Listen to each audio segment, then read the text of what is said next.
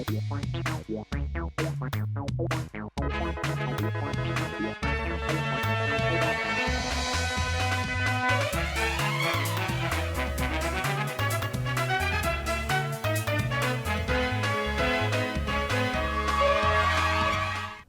राष्ट्रीय समाचार से मैं हूं अनुपम शर्मा। आप देख रहे हैं अंतर्राष्ट्रीय समाचार का खास प्रोग्राम ग्लोबल फ्रंटलाइन। दुनिया इस वक्त सिर्फ तनाव में नहीं, दुनिया इस वक्त बारूद के ढेर पर खड़ी है। वहां शक्तियां आमने सामने हैं। समुद्र में युद्धपोत, आसमान में लड़ाकू विमान, अंतरिक्ष में रॉकेट और जमीन के नीचे धंसती हुई सड़कों का सच। क्या ये सब आने वाले तूफान की आहट है?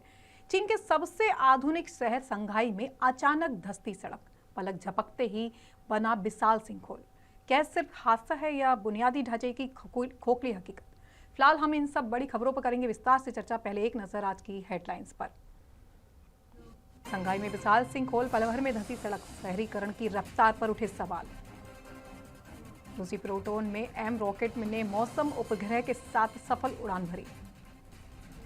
ईरान में बाल की मूर्ति और जेफरी एप्स्टीन की तस्वीर जलाने का वीडियो वायरल। ईरान पर डोनाल्ड ट्रंप का बड़ा बयान, समझौता जरूरी वरना हालात बेहद गंभीर होंगे। अंतरिक्ष में नई रणनीति, चीन का रॉकेट मिशन सफल, समुद्र में सुरक्षित लैंडिंग। खबरें विस्तार से। चीन के संघाई में एक बड़ा हादसा हुआ है। यहाँ की एक व्यस्त सड़क अचानक धंस गई और यहाँ पर एक विशालकाय सिंखोल हो गया। इस भयानक नजारे को सड़क के किनारे मौजूद कैमरों ने कैप्चर कर लिया, जिसमें दिख रहा है कि चीन के सबसे आधुनिक शहर की एक व्यस्त सड़क पलक झपकते ही पाताल में समा गई। इससे पहले भी चीन में ऐसा ही नजारा चीन के मिनहांग जिले में देखने को मिला था। यह कोई प्राकृतिक आपदा नहीं है, बल्कि तेजी से बढ़ते शहरीकरण और कमजोर बुनियादी ढांचे के बीच तालमेल की कमी का एक खौफनाक नतीजा है। आप देख सकते हैं कि वीडियो में किस तरह से ये सिंकहोल हुआ है। देखिए हमारी इस पर खास रिपोर्ट। एक शंघाई जो आसमान छूने वाली इमारतों के लिए जाना जाता है, आज अपनी ही जमीन के नीचे खोखला होता जा रहा है। और ये सिंकहोल उन लाखों लोगों के लिए एक गंभीर चेतावनी है जो हर दिन इन सड़कों पर अपनी जान हथेली पर रखकर चलते हैं। शंघाई में हुए हादसे के पीछे कई बड़े कारण हो सकते हैं, जिसमें भौगोलिक तो है ही, लेकिन इसके अलावा यहाँ पर सड़क कंस्ट्रक्शन के दौरान भी एक बड़ी गलती भी सामने आ सकती है। शंघाई की जमीन मुख्य रूप से नरम जलोढ़ मिट्टी से बनी है। जमीन के अंदर बहुत ज्यादा पानी निकालने और रेत की पतली परतों के कारण जमीन के नीचे खाली गड्ढे बन गए हैं, जो भारी दबाव झेलने में सक्षम नहीं है। निर्माण कार्यों की लापरवाही, शहरी विस्तार की अंधी दौड़ में जमीन के नीचे किए जा रहे खुदाई और निर्माण कार्यों ने मिट्टी की पकड़ को कमजोर कर दिया है। 2017 से 2023 के आंकड़े बताते हैं कि चीन में 72% सिंकहोल मानवीय गतिविधियों और बुनियादी ढांचे की खामियों के कारण होते हैं। मिनहांग की पिछली चेतावनी ये पहली घटना नहीं है। जनवरी 2024 में मिनहांग जिले में सीवेज पाइप फटने के कारण सड़क करीब 10 मीटर तक धंस गई थी। हालांकि तब कोई हताहत नहीं हुआ था, लेकिन इस बार का सिंकहोल पहले से कहीं ज्यादा भयानक और तबाही मचाने वाला है। अब खबर रूस से। रूस ने अपने शक्तिशाली प्रोटॉन एम रॉकेट को सफलतापूर्वक लॉन्च कर दिया है। यह प्रक्षेपण कजाकिस्तान स्थित प्रसिद्ध अंतरिक्ष केंद्र बाइकोनूर कॉस्ट्रोम से किया गया। इस मिशन के तहत रूस ने नया मौसम उपग्रह इलेक्ट्रो एल नंबर 5 अंतरिक्ष में भेजा है। यह प्रक्षेपण 12 फरवरी 2026 को निर्धारित समय पर सफलतापूर्वक किया गया।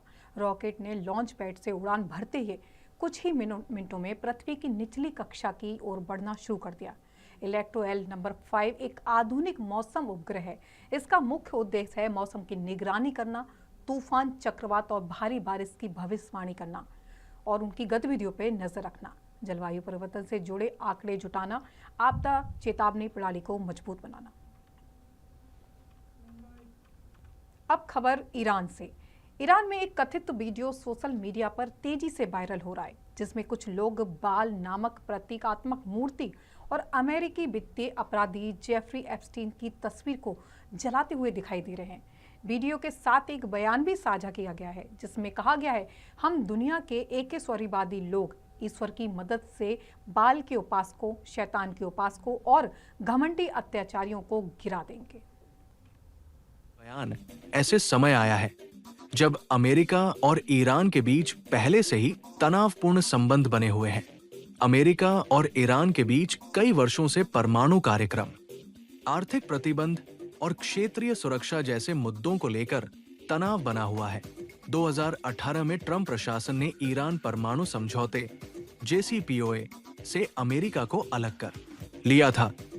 इसके बाद ईरान पर कड़े आर्थिक प्रतिबंध लगाए गए। हाल के वर्षों में दोनों देशों के बीच बयानबाजी और कूटनीतिक तनाव जारी रहा है। ट्रंप के ताजा बयान को इसी संदर्भ में देखा जा रहा है। विश्लेषकों का मानना है कि उनका ये बयान ऐसे समय आया है जब अमेरिका और ईरान के बीच पहले से ही तनावपूर्ण संबंध बने हुए हैं। अमेरिका और ईरान के बीच कई वर्षों से परमाणु कार्यक्रम, आर्थिक प्रतिबंध और क्षेत्रीय सुरक्षा जैसे मुद्दों को लेकर तनाव बना हुआ है। 2018 में ट्रंप प्रशासन ने ईरान परमाणु समझौते JCPOA से अमेरिका को अलग कर लिया था। इसके बाद ईरान पर कड़े आर्थिक प्रतिबंध लगाए गए। हाल के वर्षों में दोनों देशों के बीच बयानबाजी और कूटनीतिक तनाव जारी रहा है। ट्रंप के ताजा बयान को इसी संदर्भ में देखा जा रहा है। विश्लेषकों का मानना है कि ट्रंप का संकेत संभवतः किसी नए कूटनीतिक समझौते या वार्ता की ओर हो सकता है। परमाणु कार्यक्रम पर नियंत्रण, क्षेत्रीय स्थिरता, प्रतिबंधों में ढील, सुरक्षा गारंटी, इन मुद्दों पर समझौते की संभावना जताई जा रही है।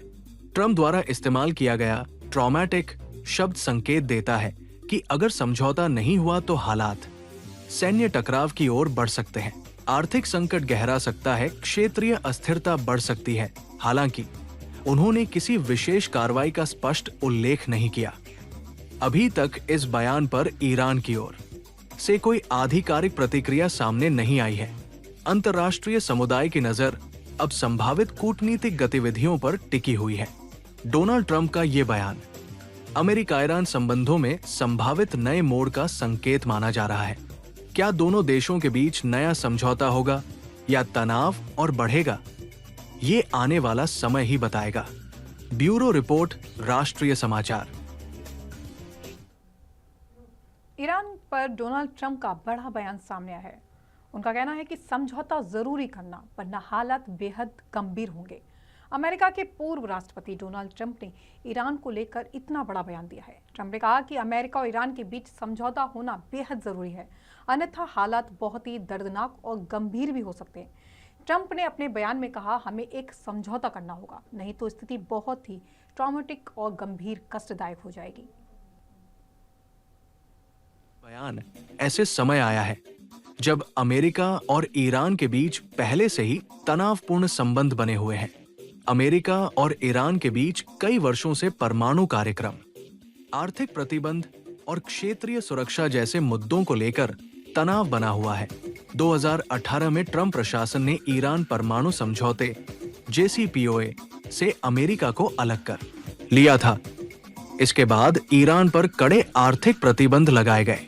हाल के वर्षों में दोनों देशों के बीच बयानबाजी और कूटनीतिक तनाव जारी रहा है। ट्रंप के ताजा बयान को इसी संदर्भ में देखा जा रहा है। विश्लेषकों का मानना है कि ट्रंप का संकेत संभवतः किसी नए कूटनीतिक समझौते या वार्ता की ओर हो सकता है। परमाणु कार्यक्रम पर नियंत्रण, क्षेत्रीय स्थिरता, प्रतिबंधों में ढील, सुरक्षा गारंटी, इन मुद्दों पर समझौते की संभावना जताई जा रही है। ट्रंप द्वारा इस्तेमाल किया गया ट्रॉमेटिक शब्द संकेत देता है कि अगर समझौता नहीं हुआ तो हालात सैन्य टकराव की ओर बढ़ सकते हैं, आर्थिक संकट गहरा सकता है, क्षेत्रीय अस्थिरता बढ़ सकती है। हालांकि उन्होंने किसी विशेष कार्रवाई का स्पष्ट उल्लेख नहीं किया। अभी तक इस बयान पर ईरान की ओर से कोई आधिकारिक प्रतिक्रिया सामने नहीं आई है। अंतर्राष्ट्रीय समुदाय की नजर अब संभावित कूटनीतिक गतिविधियों पर टिकी हुई है। डोनाल्ड ट्रंप का ये बयान अमेरिका ईरान संबंधों में संभावित नए मोड़ का संकेत माना जा रहा है। क्या दोनों देशों के बीच नया समझौता होगा या तनाव और बढ़ेगा? ये आने वाला समय ही बताएगा। ब्यूरो रिपोर्ट, राष्ट्रीय समाचार। अब खबर चीन से। चीन ने अंतरिक्ष तकनीक के क्षेत्र में बड़ी उपलब्धि हासिल करते हुए पुनः उपयोग योग्य रियूजेबल रॉकेट को सफलतापूर्वक समुद्र में उतारने का दावा किया है। यह कदम चीन के स्पेस प्रोग्राम के लिए एक महत्वपूर्ण मील का पत्थर माना जा रहा है। रिपोर्ट्स के अनुसार चीन ने परीक्षण मिशन के दौरान एक रॉकेट लॉन्च किया और मिशन पूरा होने के बाद उसके पहले चरण यानी फर्स्ट स्टेज को नियंत्रित तरीके से समुद्र में सुरक्षित उतारा। इस तरह की लैंडिंग का उद्देश्य रॉकेट को दोबारा उपयोग में लाना और लॉन्च की लागत को कम करना है। पुनः उपयोग योग्य रॉकेट तकनीकी अंतरिक्ष क्षेत्र में गेम चेंजर साबित हो रही है। इससे लॉन्च की लागत कम होती है, मिशन की तैयारी का समय घटता है। देखिए इस पर हमारी ये खास रिपोर्ट। अंतरिक्ष कार्यक्रम अधिक टिकाऊ बनता है। अब तक इस तकनीक में अग्रणी भूमिका अमेरिकी कंपनी स्पेसएक्स की रही है, जिसने समुद्र में ड्रोन शिप पर रॉकेट उतारने की तकनीक विकसित की है। चीन की ये सफलता वैश्विक स्पेस रेस में प्रतिस्पर्धा को और तेज कर सकती है। ये मिशन चीन की राष्ट्रीय अंतरिक्ष agency China national space administration (CNSA) या उससे जुड़ी किसी वाणिज्यिक एरोस्पेस कंपनी द्वारा संचालित बताया जा रहा है। हालांकि विस्तृत तकनीकी जानकारी और आधिकारिक बयान की प्रतीक्षा की जा रही है। रॉकेट को लॉन्च के बाद निर्धारित ऊंचाई तक भेजा गया मिशन के बाद उसका पहला चरण अलग हुआ नियंत्रित थ्रस्ट और गाइडेंस सिस्टम की मदद से उसे समुद्र में निर्धारित स्थान पर उतारा गया। आगे निरीक्षण के बाद इसे दोबारा इस्तेमाल किया जा सकता है। विशेषज्ञों के अनुसार यदि चीन इस तकनीक को नियमित रूप से अपनाने में सफल होता है तो वाणिज्यिक सैटेलाइट लॉन्च मार्केट में उसकी हिस्सेदारी बढ़ सकती है। अंतरिक्ष मिशनों की लागत में भारी कमी आ सकती है। चंद्र और मंगल मिशनों की तैयारी तेज हो सकती है। चीन की ये उपलब्धि अंतरिक्ष तकनीक में एक बड़ा कदम मानी जा रही है। समुद्र में पुनः उपयोग योग्य रॉकेट की सफल लैंडिंग से ये संकेत मिलता है कि वैश्विक स्पेस टेक्नोलॉजी प्रतिस्पर्धा अब नए स्तर पर पहुंच चुकी है। जैसे ही आधिकारिक विस्तृत जानकारी सामने आएगी, तस्वीर और साफ होगी। ब्यूरो रिपोर्ट, राष्ट्रीय समाचार। ईरान की राजधानी तेहरान से जुड़ी एक पोस्ट सोशल मीडिया पर तेजी से वायरल हो रही है।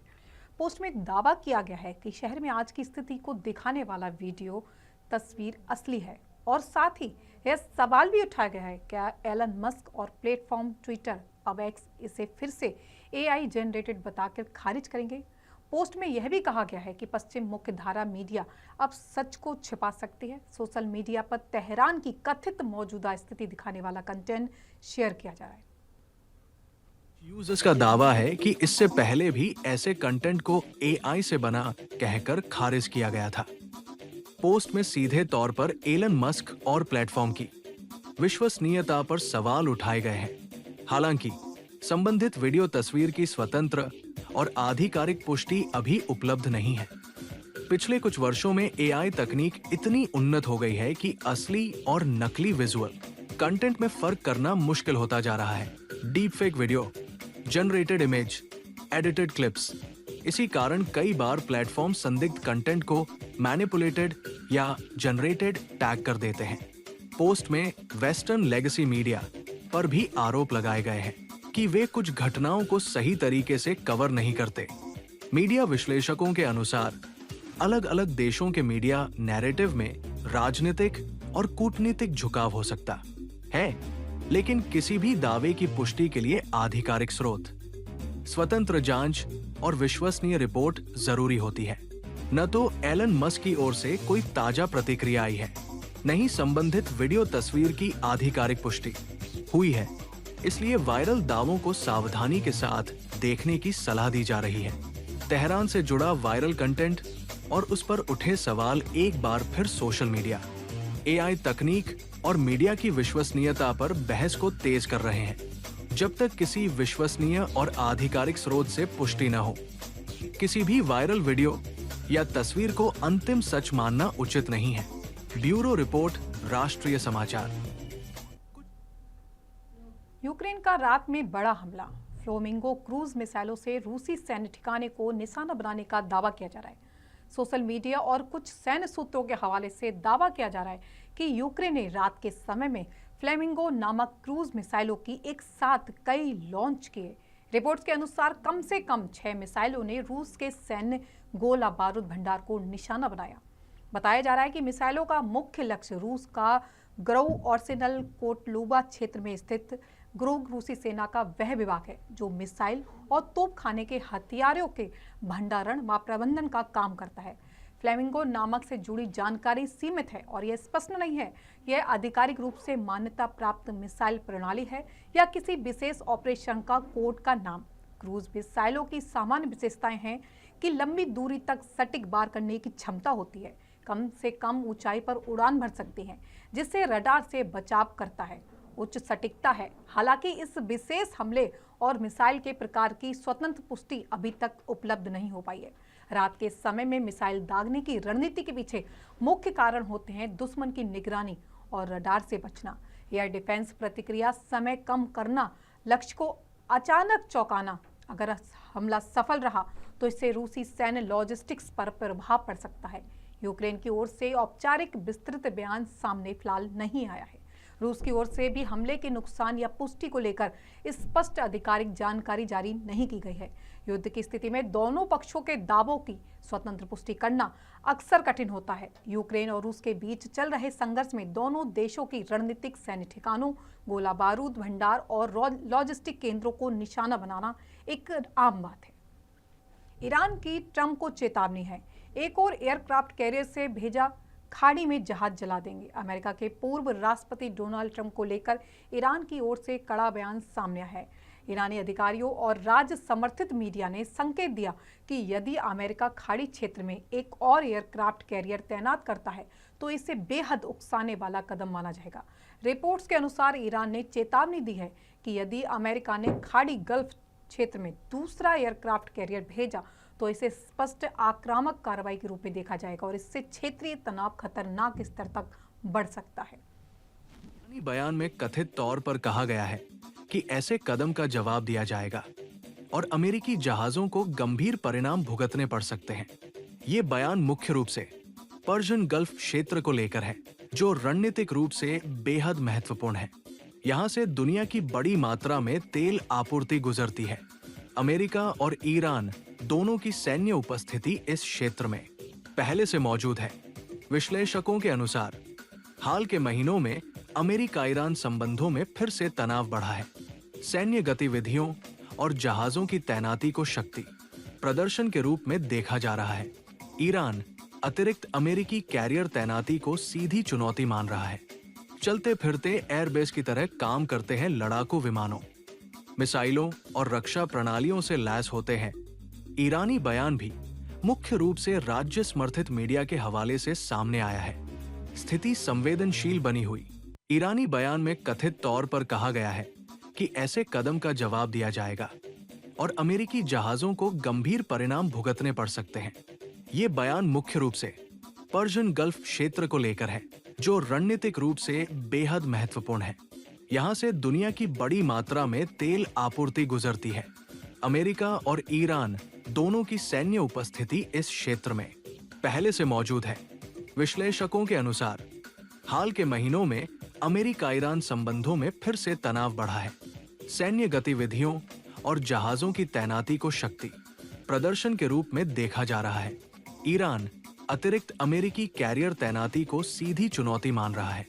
चलते फिरते एयरबेस की तरह काम करते हैं लड़ाकू विमानों, मिसाइलों और रक्षा प्रणालियों से लैस होते हैं। ईरानी बयान भी मुख्य रूप से राज्य समर्थित मीडिया के हवाले से सामने आया है। स्थिति संवेदनशील बनी हुई। अमेरिकी वायुसेना के A-10 थंडरबोल्ट सेकंड विमान जॉर्डन के मुवाफक सल्ती एयरवेस पर तैनात किए गए हैं। A-10 विमान मुख्य रूप से जमीनी लक्ष्यों और बख्तरबंद वाहनों को नष्ट करने के लिए डिजाइन किया गया है। यह 30 mm गऊ 8 गन और सटीक हथियारों से लैस है। अमेरिकी और जॉर्डियन अधिकारियों के अनुसार यह तैनाती क्षेत्रीय सुरक्षा और किसी भी आपातकालीन सैन्य ऑपरेशन के लिए की गई है। विश्लेषकों का मानना है यह कदम मध्य पूर्व में अमेरिकी सैन्य उपस्थिति को मजबूत करने और सुरक्षा संतुलन बनाए रखने के उद्देश्य से लिया गया है। ओहायो स्टेट यूनिवर्सिटी के प्रोफेसर को कैमरे में पत्रकार पर हमला करते हुए देखा गया, जिसके बाद उन्हें 10 फरवरी से छुट्टी पर भेज दिया गया है। घटना उस वक्त हुई जब पत्रकार यूनिवर्सिटी के पूर्व राष्ट्रपति ई जॉर्डन जी का इंटरव्यू ले रहे थे। यूनिवर्सिटी ने कहा, हम इस घटना से अवगत हैं और यह बहुत चिंता का विषय है। OSPOD की पूरी जांच के बाद आगे की कार्रवाई की जाएगी। ओहायो स्टेट यूनिवर्सिटी में प्रोफेसर द्वारा पत्रकार पर हमला गंभीर मामला है। विश्वविद्यालय ने तुरंत प्रतिक्रिया देते हुए प्रोफेसर को छुट्टी पर भेज दिया और जांच शुरू कर दी गई है। यह घटना अकादमिक और पत्रकारिता दोनों के क्षेत्र में चिंता का विषय बनी हुई है। पाकिस्तान का EO-02 सैटेलाइट चीन के यांगजियांग लॉन्च सेंटर से स्मार्ट ड्रैगन 3 रॉकेट के माध्यम से अंतरिक्ष में भेजा गया। सैटेलाइट का उद्देश्य उच्च रिजोल्यूशन इमेजिंग, कृषि, पर्यावरण निगरानी और आपदा प्रबंधन के लिए डेटा उपलब्ध कराना है। यह लॉन्च पाकिस्तानी और चीन रणनीतिक साझेदारी और देश के अंतरिक्ष कार्यक्रम के लिए बड़ा मील का पत्थर माना जा रहा है। पाकिस्तान ने अपने स्वदेशी अंतरिक्ष और ऊपरी वायुमंडल अनुसंधान आयोग में सफलतापूर्वक लॉन्च किया। यह लॉन्च चीन के यांगजियांग लॉन्च सेंटर से स्मार्ट ड्रैगन 3 रॉकेट के माध्यम से किया गया। EO-02 पाकिस्तान का दूसरा स्वदेशी पृथ्वी अवलोकन सैटेलाइट है। इसका मुख्य उद्देश्य उच्च रिजोल्यूशन इमेजिंग, कृषि, प्राकृतिक संसाधन प्रबंधन और पर्यावरण निगरानी और आपदा प्रबंधन के लिए डेटा प्रदान करना है। सैटेलाइट को अंतरिक्ष और ऊपरी वायुमंडल अनुसंधान आयोग ने डिजाइन किया है। दुनिया बदल रही है, ताकतें आमने सामने हैं और फैसले भी लिए जा रहे हैं। सवाल सिर्फ इतना है, क्या हम शांति की राह पकड़ रहे हैं या टकराव की आंधी में फंस जाएंगे। इस तनावपूर्ण वैश्विक परिदृश्य में हर खबर, हर मिसाइल, हर बयान मायने रखता है। आज के ग्लोबल फ्रंटलाइन में इतना ही। देश दुनिया की बाकी खबरों के लिए देखते रहें राष्ट्रीय समाचार। तब तक के लिए नमस्कार।